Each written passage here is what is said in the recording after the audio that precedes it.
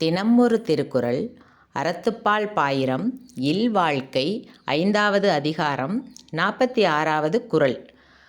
அறத்தாற்றின் இல்வாழ்க்கை ஆற்றின் புறத்தாற்றில் போவை பெறுவையவன். இந்த குறளின் விளக்கம். அறநெறிப்படியே இல்வாழ்க்கையை ஒருவன் நடத்தி வருவானானால் அவன் வேறு நெறியிலே போய் பெறுவது என்ன?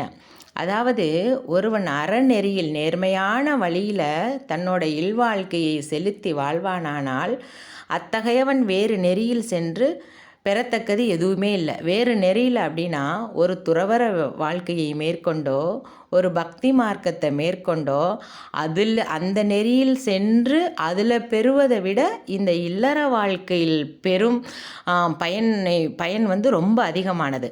அதை தான் வள்ளுவர் சொல்கிறார். வேறு நெறியில்